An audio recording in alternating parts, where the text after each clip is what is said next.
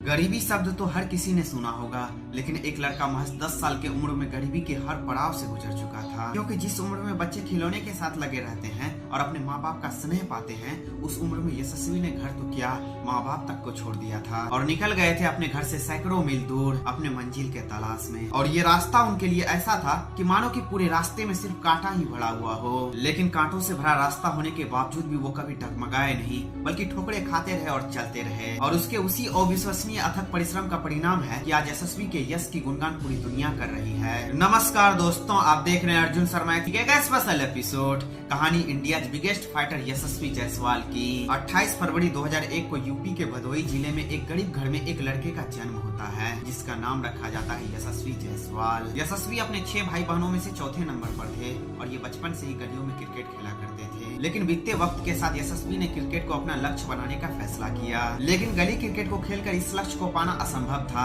इसलिए वो मुंबई जाने का फैसला किया। लेकिन उनके पिता के पास इतने पैसे नहीं थे कि मुंबई जैसे बड़े शहर में उनके रहने खाने का बंदोबस्त कर सके। पर यशस्वी जायसवाल के लिए ये बात अच्छी थी कि उनके चाचा जी मुंबई में ही रहते थे। उनके पिता ने जब यशस्वी के बारे में चाचा जी से बात की तो पता चला कि चाचा जी का भी रहने का कोई ठौर ठिकाना नहीं है, वो भी जैसे तैसे करके अपना गुजारा कर रहे हैं। लेकिन उनके चाचा जी ने एक डेयरी वाले के बारे में बताया, जहाँ यशस्वी काम के साथ साथ वहाँ रात में रह भी सकते थे। अब यशस्वी बिना कुछ सोचे समझे ही मुंबई पहुंचकर कुछ दिनों तक डेयरी वाले के पास रहे। वहाँ दिन में प्रैक्टिस करते और बाकी समय में काम करके अपना खर्चा निकालते। लेकिन यशस्वी अब क्रिकेट खेलने में ज्यादा समय देने लगे थे, जिससे अब उसको डेयरी में काम करने का बहुत कम ही समय मिल पाता था। और यही कारण था कि डेयरी वाले ने एक बहाना बनाकर उनको डेयरी से बाहर कर दिया। ये बात यशस्वी ने किसी को भी नहीं बताई, जबकि वो उस वक्त मात्र 11 साल के ही थे। जैसे ही डेयरी के मालिक ने उनको निकाला, वैसे ही उन्होंने अपना सारा सामान उठाया और आजाद मैदान की तरफ चल दिए, जहाँ जाकर इमरान से उन्होंने मदद मांगी, जिस पर उसको उसी मैदान के एक टेंट में रहने का परमिशन मिल गया। अगले 3 सालों तक यशस्वी ने बिना बिजली पानी वाले टेंट में रातें गुजारी और साथ में खाना बनाने में भी मदद करते, जिससे उसको 2 वक्त की रोटी मिल जाती थी। यशस्वी को मुंबई में रहने के लिए घर से 1500 रुपये भेजे जाते थे,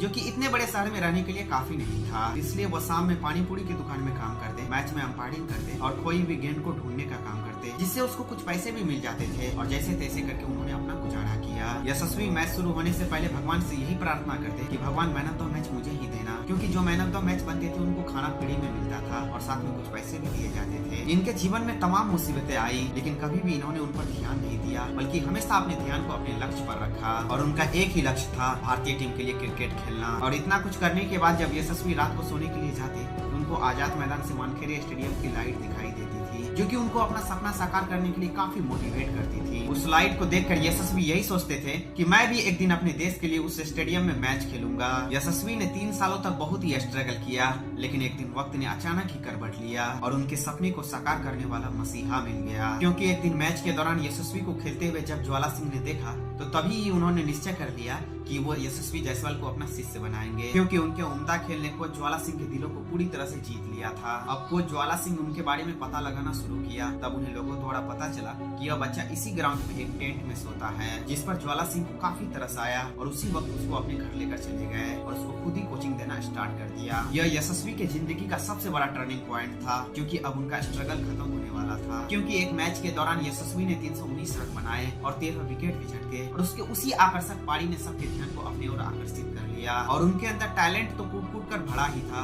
जो कि अब मैच दर मैच देखने को मिल रहा था। अब कोच ज्वाला सिंह का एक साहसी कदम एक बच्चे का जिंदगी बदल रहा था और उनके उन्हीं शानदार प्रदर्शन का परिणाम था कि अब उनका सिलेक्शन मुंबई के अंडर 19 टीम में हो गया। यशस्वी लगातार अपने खेल को निखार रहे थे और लगातार उनके बेहतरीन खेल उनको आगे बढ़ने में काफी मदद कर रहा था। अब उनको टीम इंडिया के अंडर 19 टीम में भी चुन लिया गया और 2018 अंडर 19 एशिया कप में तो उन्होंने पूरा तहलका ही मचा कर दिया, क्योंकि उसमें वो 318 रन बनाकर उस टूर्नामेंट का हाईएस्ट स्कोरर रहे और उसके उसी प्रदर्शन के कारण उसको मैन ऑफ द टूर्नामेंट भी चुना गया। और लगातार इनके बेहतरीन प्रदर्शन के कारण ही इनको अंडर 19 वर्ल्ड कप के लिए भी चुन लिया गया और वर्ल्ड कप जैसे टूर्नामेंट में भी इन्होंने सबसे ज्यादा रन बनाए और सेमीफाइनल में पाकिस्तान के खिलाफ एक शतक भी लगाया। अब यशस्वी किसी भी परिचय के मोहताज नहीं थे और उनके इसी परफॉर्मेंस को देखते हुए आईपीएल 2020 में राजस्थान रॉयल्स ने उसको 2.4 करोड़ में अपने टीम में शामिल कर लिया। वैसे आईपीएल 2020 में तो वो कुछ ज्यादा खास नहीं कर पाए, लेकिन जैसे ही उसको आईपीएल 2021 और 22 में मौका मिला तो उन्होंने इस मौके को अपने हाथ से बिल्कुल भी जाने नहीं दिया, क्योंकि आईपीएल में भी उन्होंने अपने परफॉर्मेंस से धमाल मचा कर रख दिया और यहाँ तक कि उन्होंने आईपीएल का सबसे तेज अर्धशतक भी जड़ा